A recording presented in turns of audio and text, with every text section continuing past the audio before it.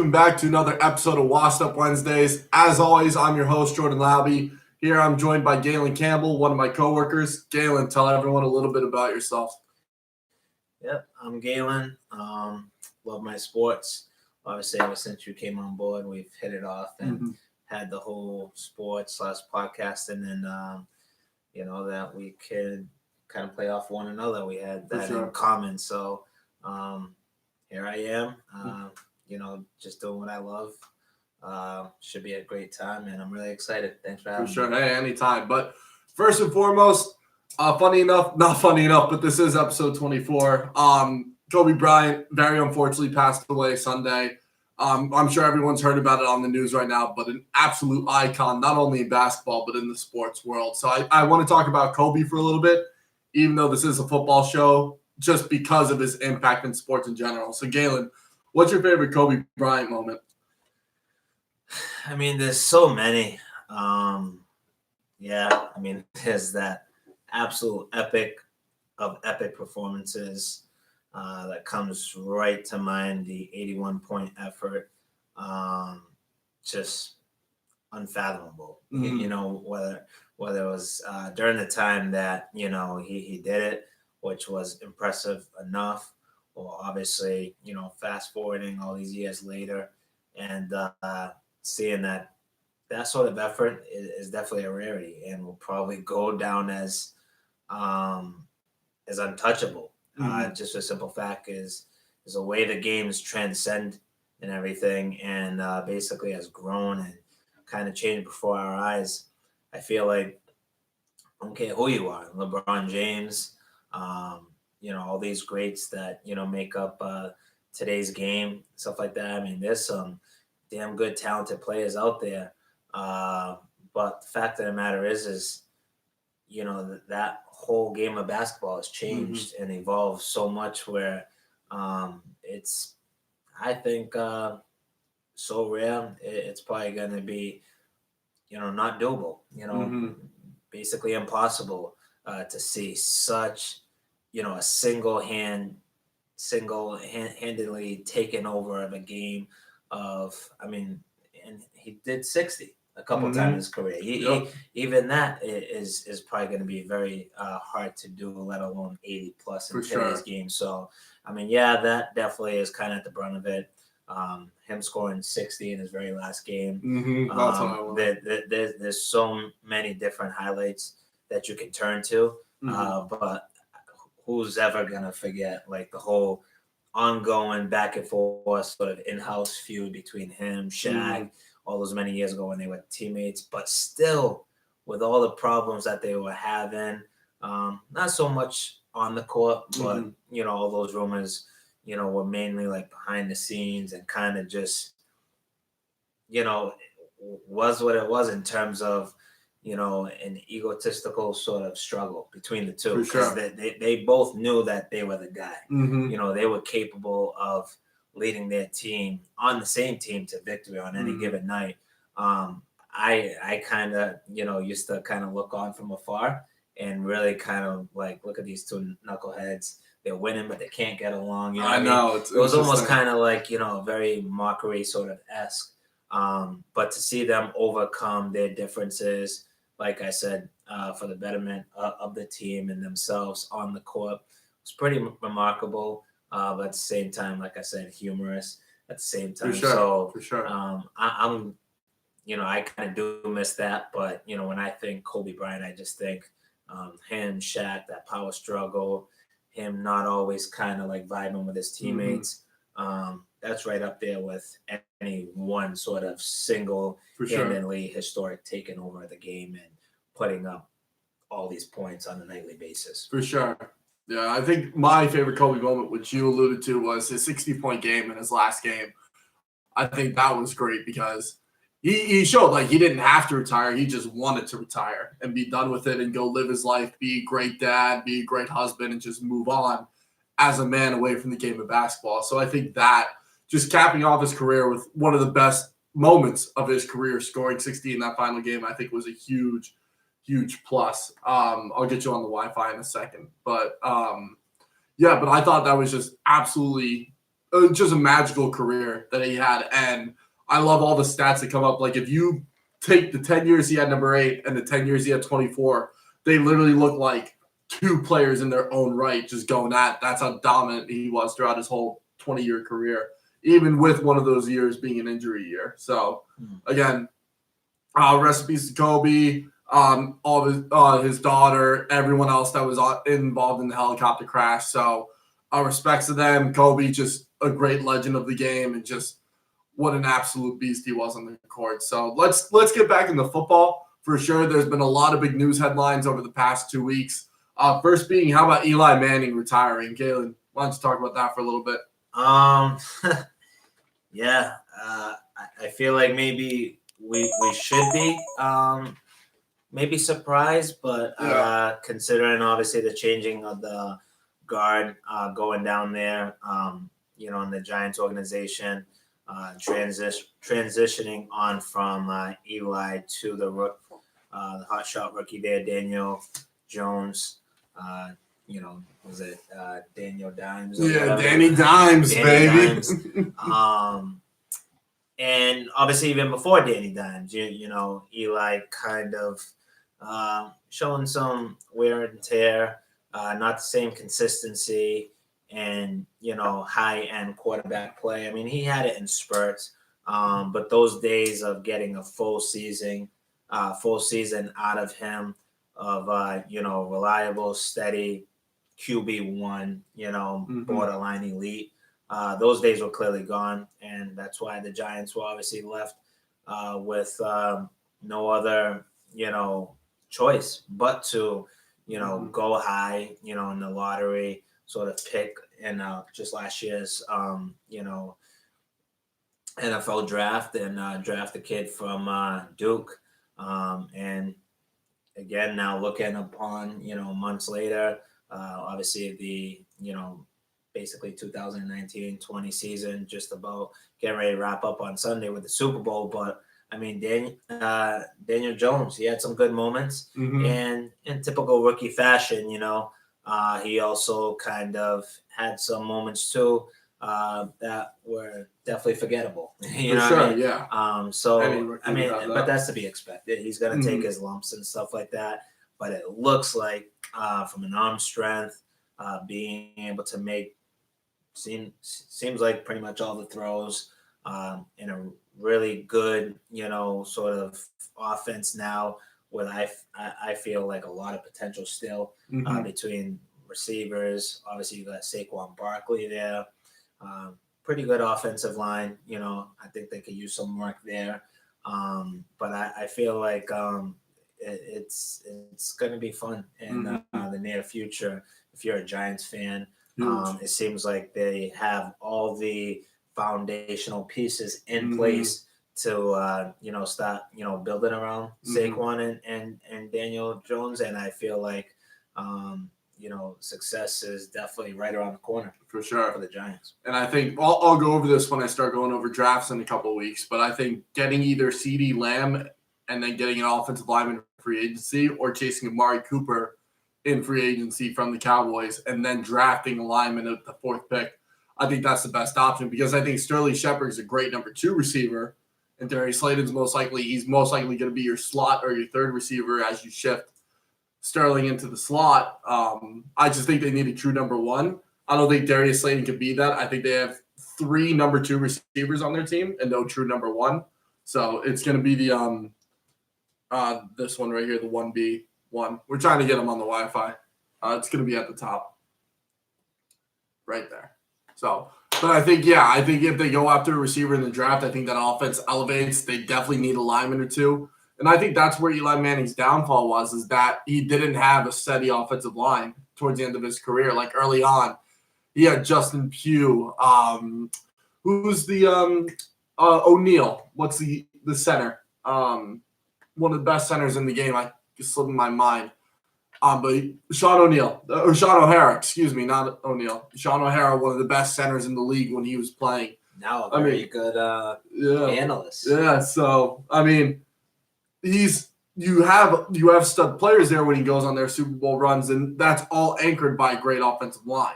Now it's just been you've had guys plugging in who aren't that great, who just kind of fall behind the tier and just don't perform well.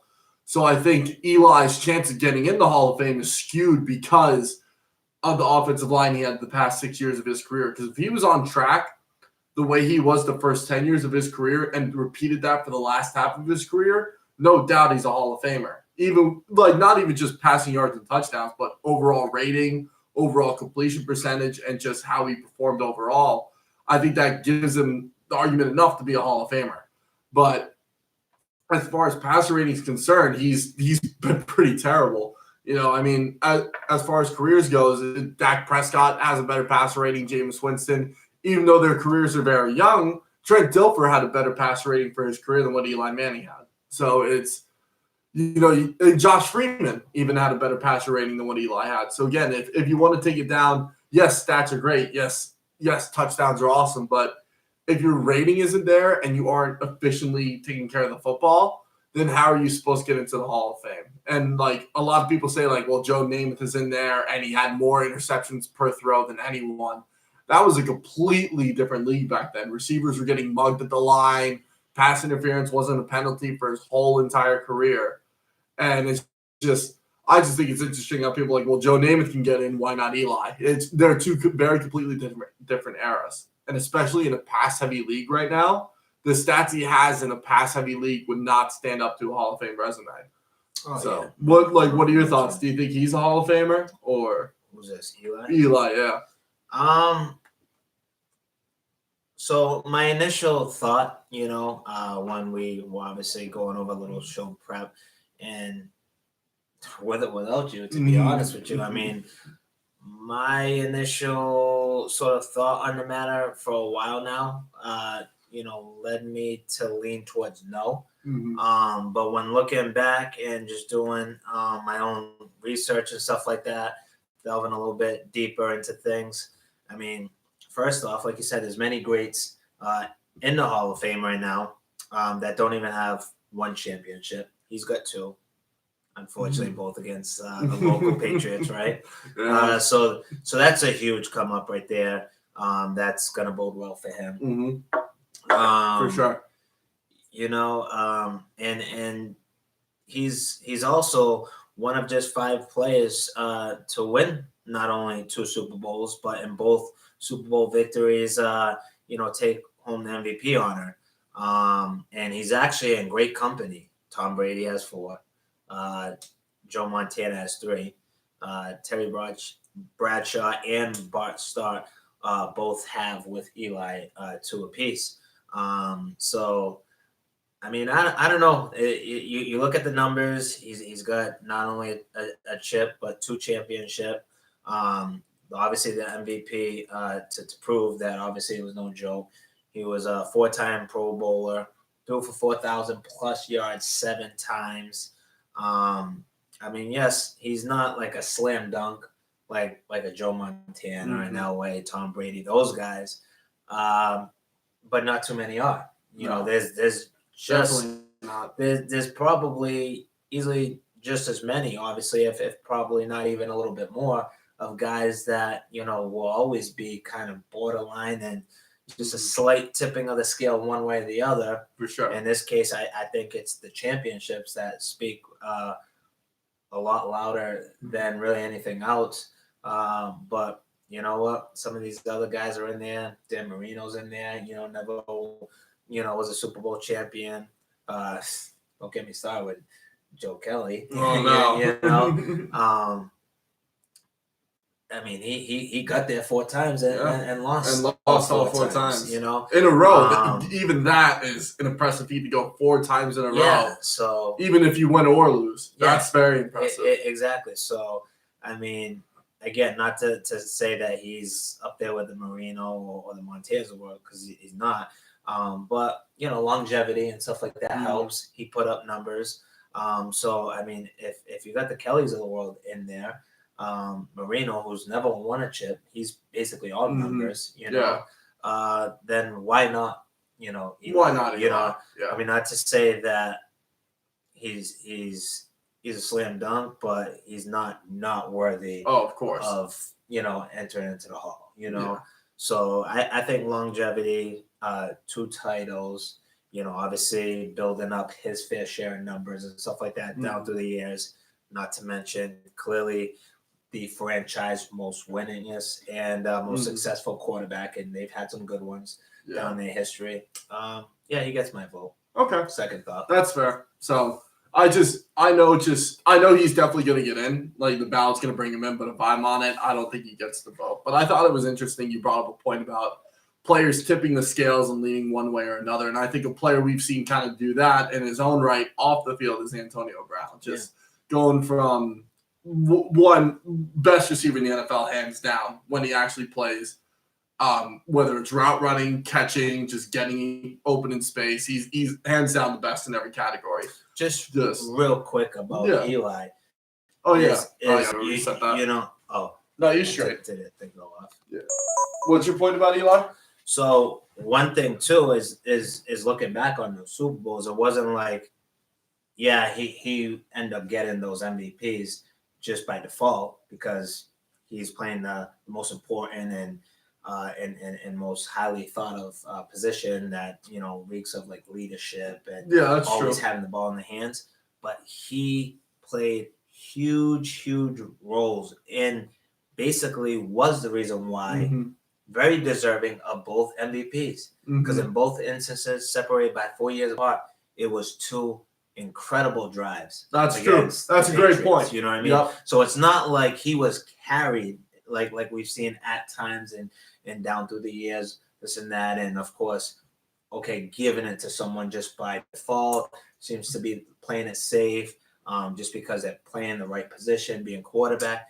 Eli literally put both Giants teams on his back and drove him right down the field. That's true. So that's a great point. I mean, that's just a huge feat, on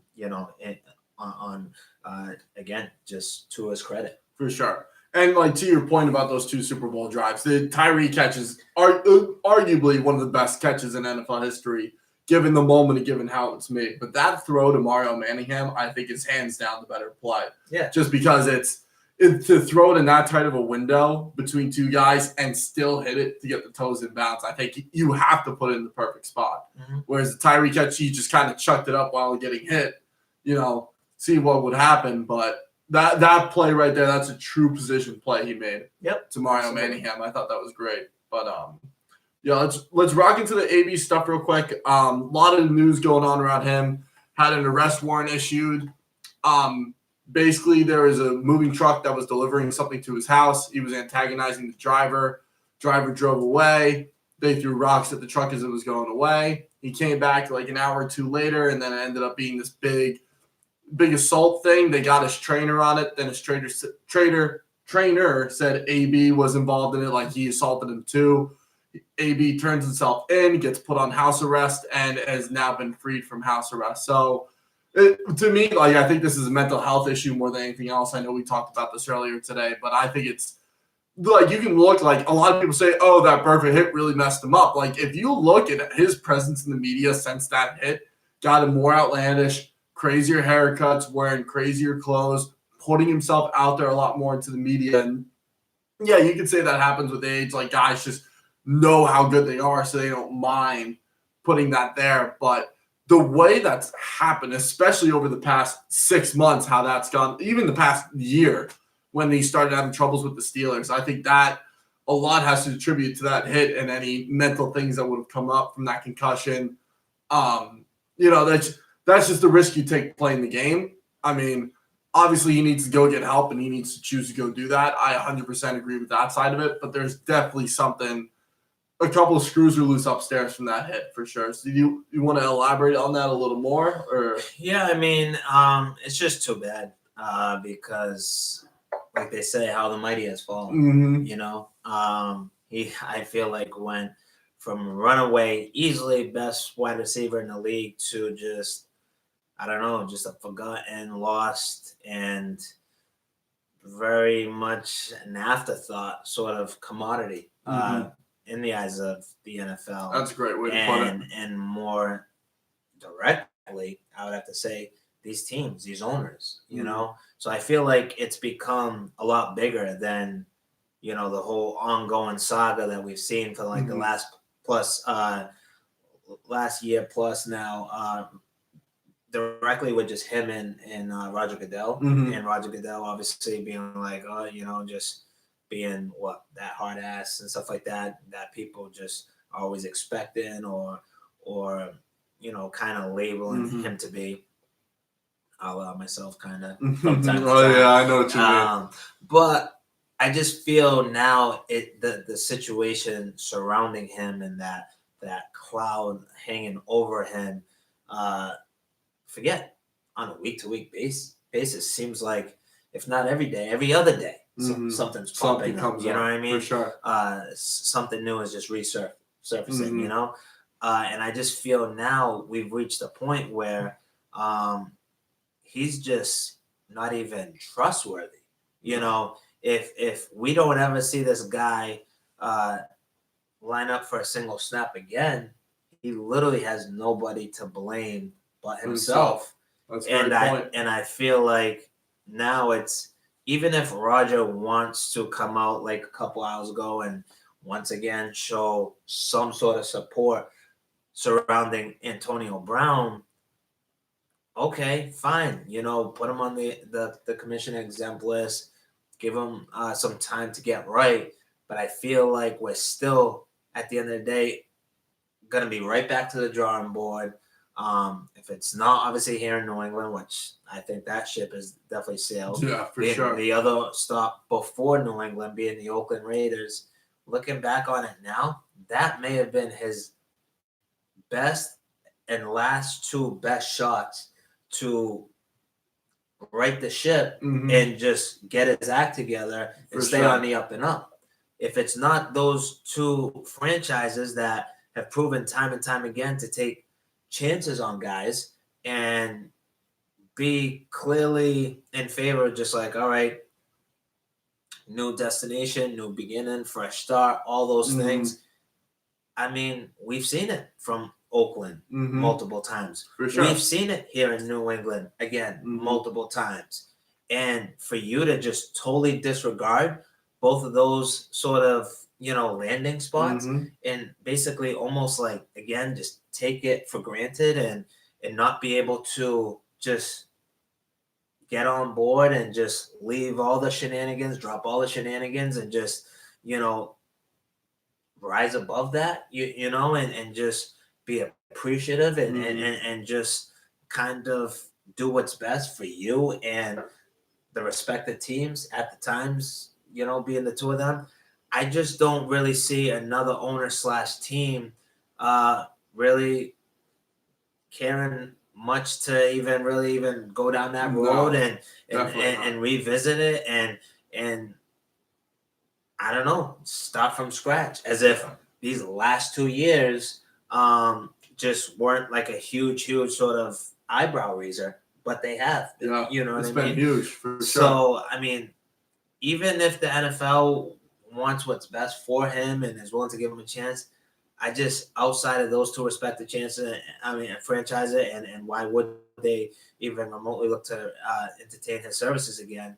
And I feel like it all started a couple weeks ago by, obviously, the know-it-all himself and the absolute, insider stud that he is, Adam Schefter. Adam Schefter even came out and said he doesn't really see, there being really much of a NFL future, if at all. And I feel like if it's gotten to this point now, and even the Schefters of the world are reporting it, there's definitely something there. Oh, got it. He's not just gonna go down that road if he's not hearing it, if he doesn't know something. Yeah, you know what I mean? It's Adam Schefter from the vast majority. I mean, that's one thing I will give that guy. Sometimes, he seems to be a bit much himself, but at the end of the day, I mean, he's very tight in. For sure. He knows what he's talking about. And I heard that and I'm like, wow, this very well could be it. That's it. Yeah. And I think if he's on the Raiders are a 10-6 team and have that 6 seed over the Titans. Yeah. 100%. Because that offense would be completely different. Oh yeah. AB, the all-purpose guy, Tyrell Williams, your red zone threat, and then you got Darren Waller, who's proven to be one of the best tight ends in the league in his first year really playing a full season. Kid was good. So he was crazy good, and I love watching him on Hard Knocks and everything. Definitely top 5 tight end this year, which no one expected that. So Nope.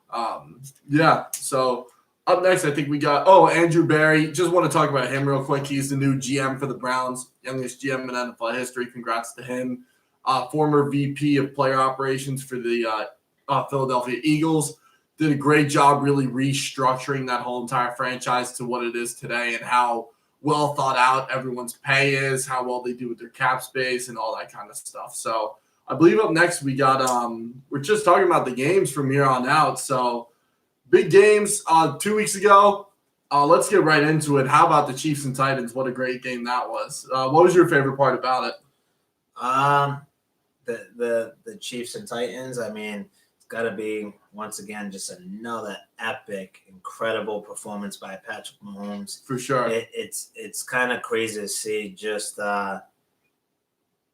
as crazy as it may sound. Yeah. He's just getting started. Literally just getting started. This is now 2 full years outside those 3 weeks or so he missed this year, but he's about now 2 full years in.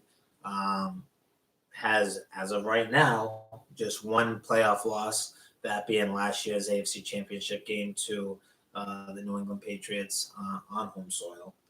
That definitely hurt. For sure. For sure. But, I mean, this guy, doesn't just seem to be clearly on his way. He's the guy. He knows what he's doing. He's talented. He's very mature, I feel, beyond his years. He brings that sort of kid mentality and very fun approach each and every Sunday, but also kind of walks that fine line. I feel like he doesn't come across as cocky or arrogant. No. And I don't know, for those teams that passed on him, a few picks into the NFL draft a couple years ago when he came out, and it seems like already he's kind of collecting that debt. For sure. You know what I mean? 100%. For those select teams that, felt that they needed or ended up going in a different direction. The Bears, but for one. Yeah, but this kid has definitely the goods. Very, very excited. He's an absolute joy, even though, it's already been spoken of. I'm a Patriots fan, but when he's not going against them, this week, Super Bowl Sunday, last week with the AFC Championship game, I mean, how do you not root for him?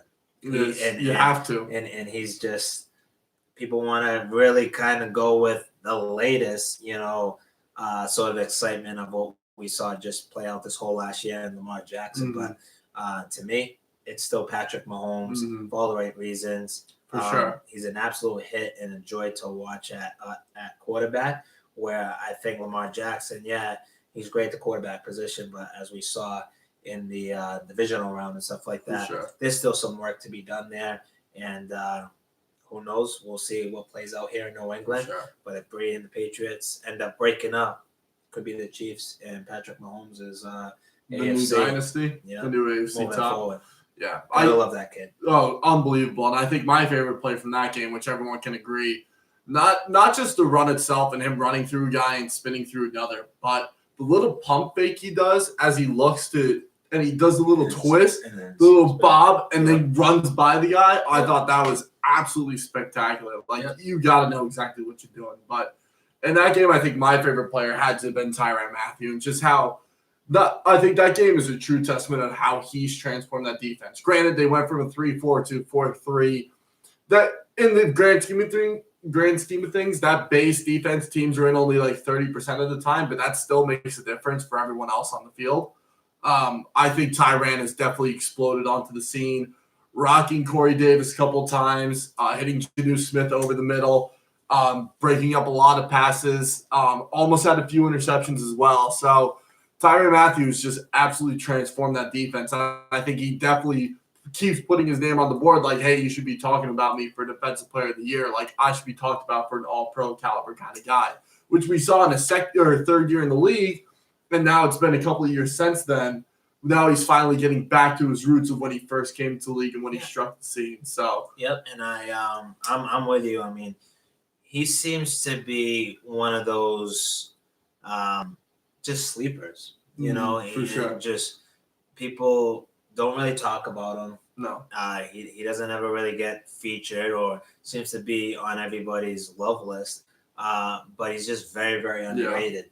And I feel like he was down and kind of just started going the other direction for about a season or two. Sure. But man, did he rebound! He was Big one time. of the primary factors on this particular KC defense of them turning around in a big, big way. For sure. Coming down the stretch in the whole second half. You know what I mean? So I like Tyrann Mathieu, and outside Patrick Mahomes, obviously leading the offense and doing Patrick Mahomes things. I think, not quite to that same extent, but, there may not be too many more sort of like MVP, sort of really heart and soul of a particular core outside of Tyrann Mathieu. Exactly. And just hitting guys right in the mouth, coming up with a big play, making short tackles. He's a great tackler. But,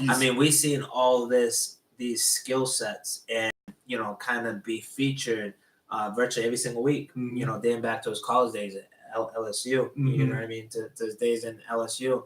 And I had a hunch then. I mean, you see college standouts all the time, but it's just like, can they carry that to the next level? For sure. I got a good feeling about Tyrann Mathieu, and he's been exceptional, and he's definitely translated that sort of collegiate production right over to the NFL. For sure. And on the other side of the ball, we got to talk about the Titans, because shout out to my buddy Eric. He was on the show, I think, 3 months ago, and he said, watch out for the Titans to be a force. When Ryan Tannehill took over and they were 4-4, and I was like, it's Ryan Tannehill. I was like, it's Ryan Tannehill, and ends up being the best QB throughout the whole entire NFL for the rest of the season. So, great job by the Titans, just rebounding, rallying the troops, finding a way for Derrick Henry and A.J. Brown to get involved on that offense. Jonnu Smith, easily the best breakout tight end in the league this year, outside of Mark Andrews and Darren Waller. But with that being said, who do you think was like the biggest disappointment for the Titans in their loss this week? So, probably an obvious sort of candidate would have to be Tannehill. However, at least my thoughts, each and every single week, I was seeing him put up numbers, carry this offense right there with the likes of, Derrick Henry, at times, the really standout wide receiver there, A.J. Brown, obviously, who's getting him the ball, Tannehill.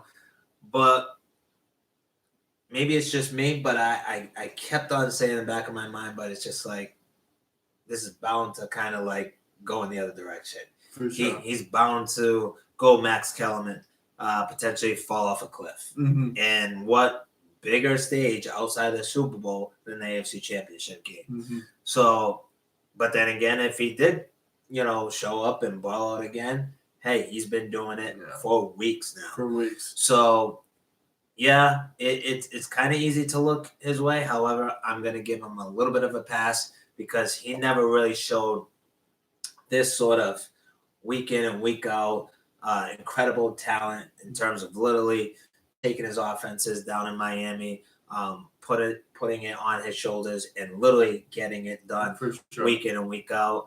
I don't know if it was the system or the personnel around him, but he just never really materialized like they expected. You're going to keep talking. So, with that being said, that sort of unfortunate drop-off of all times happened. So, with that, I can't say him. I would have to say I was expecting, I love the matchup, you know what I mean? Even though we have the Tyrann Mathieu of the world anchoring the KC defense, but I was really, really expecting the rookie wide receiver, A.J. Brown, to really kind of like show out again and basically, have at least a touch in this game, maybe 130, 150 yards. He does that, we could be talking about another team and not Patrick Mahomes and the KC Chiefs. It could have easily been the Sorry. Tennessee to go in there and knock off KC in their own backyard for a second straight year. So I feel like normally it is as the quarterback goes, but I would have to say because we didn't quite get the game that many expected For from sure. the rookie wide receiver, Mhm. that helped to kind of hold Tannehill down, whether he just wasn't, getting open or No. it was them just applying enough pressure and not giving him the time to find the rook. I don't know. AJ Brown has just been very consistent For and sure. a big part of why, along with Tannehill and Derrick Henry, why they got to that Why point. the offense is clicked. I would For have sure. to say, AJ Brown. Even though he's a rookie, we never quite expected it. But hey, everybody's due for that one down sort of game. That one game ended up being a championship. Sure. That happens, And I think even a bigger testament to that with AJ Brown. I thought the play calling in the second half was awful. I looked it up. Derrick Henry had 4 carries in the whole second half. He had a couple of other catches, but when you have a bell cow running back like him that can do it all, and he only gets 4 carries when he's been running guys into the ground, when you give him more carries in the second half and he decreases load, they were down by 11, but there was still 20 minutes left in the game. You give him the ball a couple times, you're down by 3 if you get the 2-pointer if he scores. So, and then you control the clock more. Casey's off the field more. So I just thought, and credit to Vrabel for getting the guys there, his first AFC championship game as a coach, a head coach at least. But I think there could have been a lot more that they brought forward, especially when it came to the play calling. Yeah, and outside of maybe him just, coming up with maybe a little bit of an injury that I don't think we ever heard anything about. So I don't think it was that. Maybe it was fatigue, possibly, because they literally, basically ran him into the ground, just for weeks now. So maybe he just ran out of gas. But I can't quite say Derrick Henry, but I am very, very surprised that it wasn't just another handoff, and another handoff to Derrick Henry, because I feel he very well could be the sole purpose of them making it just that far. For sure. It's because they fed him a lot more consistently than what they ended up doing on AFC Championship game. And a lot of those sort of, we're going to rest with our running back, maybe even the league's best running back, Derrick Henry. It's because they continue, despite maybe being held in check or stopped, in the first half, they kept on ignoring the noise, ignoring the stops or whatever, and just swearing by Derrick Henry. Sure. And eventually Derrick Henry, for weeks, long before that point, just blew up, just broke through, found that seam, hit that hole and was able to, just take it to the take it to the house, but for whatever reason, they just didn't do that, and that's mind blowing, because granted, KC came storming back, but it was almost like literally they took the ball right out of his hands. I know, it's just and what do you that's too bad, but. I was a little surprised because even though Casey had all the momentum, it's still your best player. It is. You gotta give it to him at least a couple more times than that. But with that being said, a team that obviously ran the ball a lot, Jimmy G with only 8 passes. Let's talk about the 49ers and Packers, and not only just for the 49ers how they've done, but what this could mean for Aaron Rodgers going forward, because this is the 5th NFC Championship game he's played on the road and lost. So I think that's like a huge, just how can you not win on the road for an NFC Championship? Lost to the Falcons, lost to the 49ers now. Couple of other games, they went out early in his career and they lost in the NFC Championship. So let's just talk about it. How about the 49ers just really gearing down that offense and that defense to make a deep playoff run the way they have? Yeah, that was pretty remarkable, but with our performance that we saw out of Mostert, he's just unreal what he was able to do. We can say about Aaron Rodgers and not being able to deliver, but when they literally hit the ground running, and that's what San Fran did, and they're putting up points in the process, playing keep away. You almost kind of figured, they were pretty much done for, like right out the gate. For sure. And it's hard to, kind of overcome that sort of success that's, happening right out the gate. For sure. They weren't able to really match that, initial sort of smack in the mouth. End up going down by a couple of scores. And then in the process, too, I mean, they end up turning it into a game of keep away. Yeah. So it's too bad because Aaron Rodgers, clearly again, just like, we were talking about earlier and stuff like that, has easily had a Hall of Fame worthy career. Been a great quarterback. But I'm starting to wonder if he's really going to get the full benefit of the doubt like he deserves, because, he gets his team, but more often than not, he's coming up short instead of getting over the hump and turning it into multiple championships. For sure. And I think that's going to be a huge, just diminishing point for his legacy, because he has made some of the best throws in NFL history. And he has been that contender and just going out and winning games. He's one of the winningest quarterbacks of all time. But when you boil it down to it, all that matters at the end of the day are championships. You know what I mean? And that's why Brady, even though he had a rusty year or two in his career, he still performed at a high level and won championships on top of that. And whatever you want to attribute that to, that's your prerogative. But Tom Brady, easily the GOAT. I think anyone, even non-New England fans, will agree with that. But I think Aaron Rodgers definitely needs to step his game up in the next year or two if he ever wants to get back to the Super Bowl, because that Packers roster went from a joke at the end of last year to one of the most feared defenses in the league, and then some on the offensive side. If they get another receiver in there and then get a second tight end to complement Jimmy Graham and what he does, that offense could be absolutely nasty, because Devontae Adams can't do it all. And Aaron Jones. Or Aaron Jones, yeah. Those are your two weapons. And then Jimmy Graham started to pick it up, look like his old self as the season went on, but he's getting old. He's 34 now. He's gonna be at the tail end of his career at some point down the line. But yeah, I mean they definitely have a couple pieces. I'm with you. Definitely in dire need of a second reliable, steady wide receiver. Doesn't have to be anything, really all that sexy. No. You know what I mean? Because there's some teams that go like a 1 and 1A. I'm not saying necessarily go out and get that 1A, but you just need to do better than what they have in house. Exactly. Because I feel like that second opposite wide receiver of Devontae Adams was just a clear revolving door. Sure. And there's not ever going to be any chemistry. There's not going to be any ever consistency.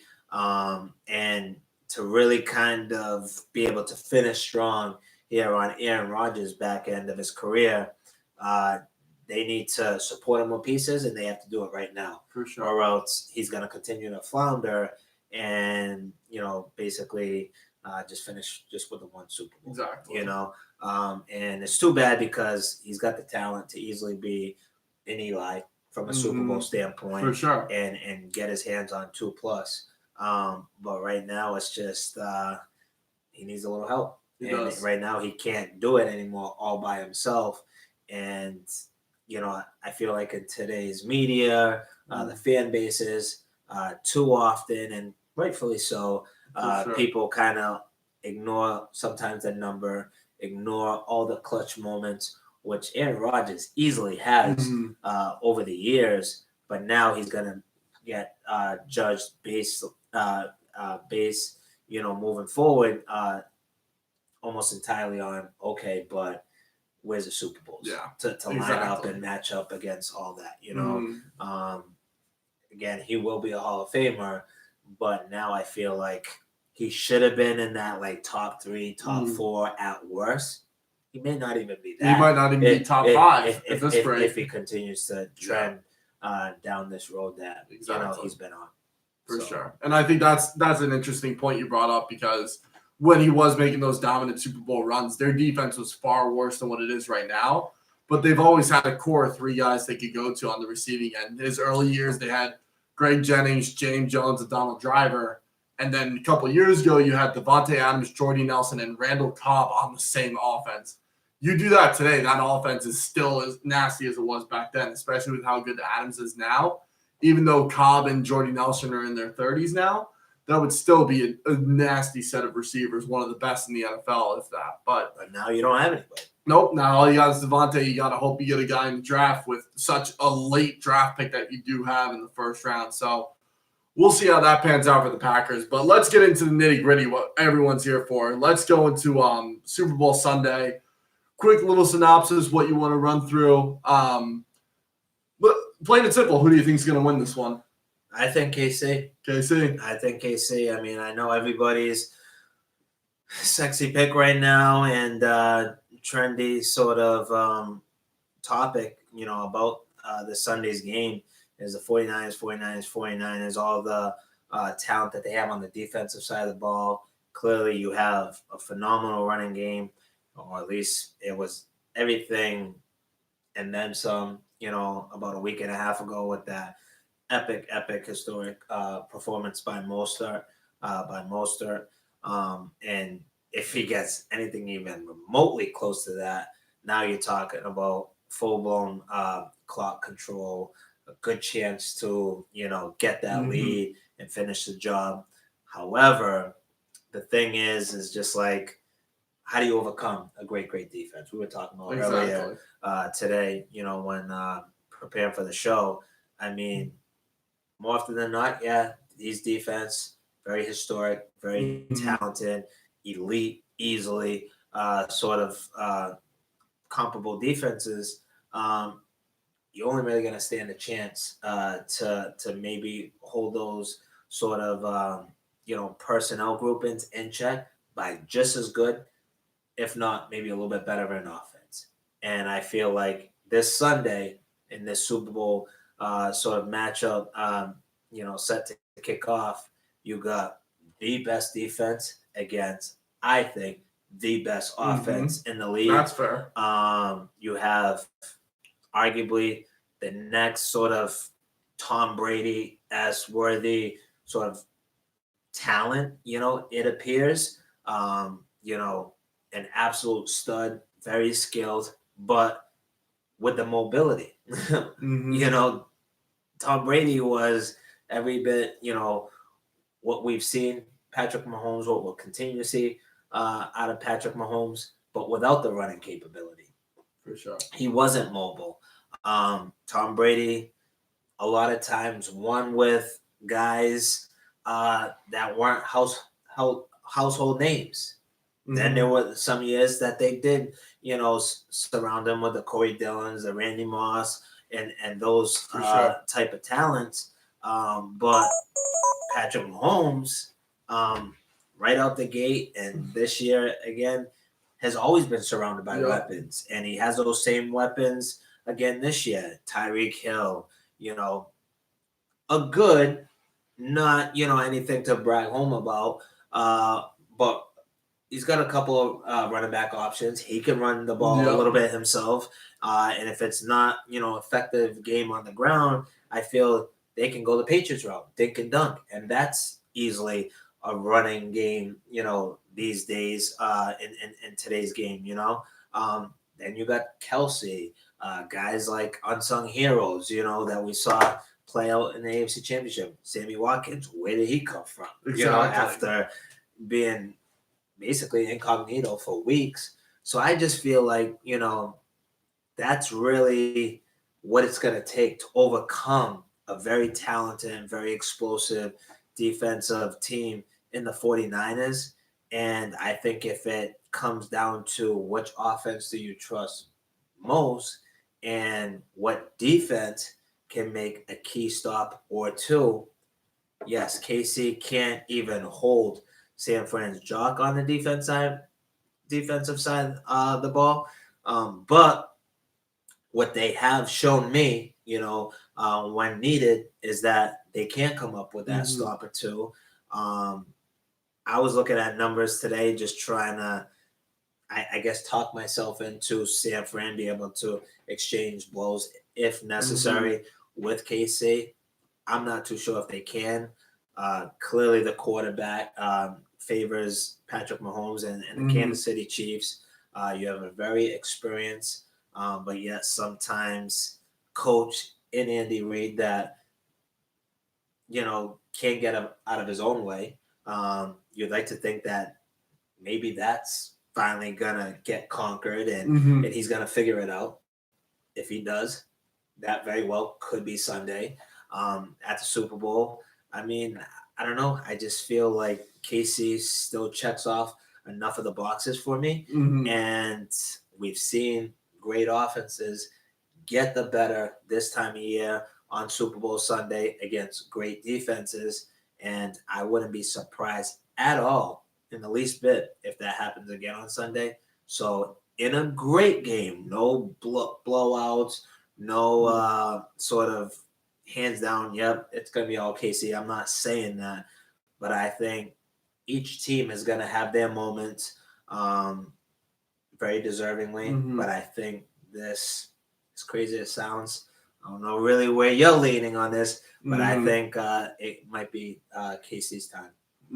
Hey, that's all valid points. KC's great offense. They got everything figured out. Defense playing a lot better.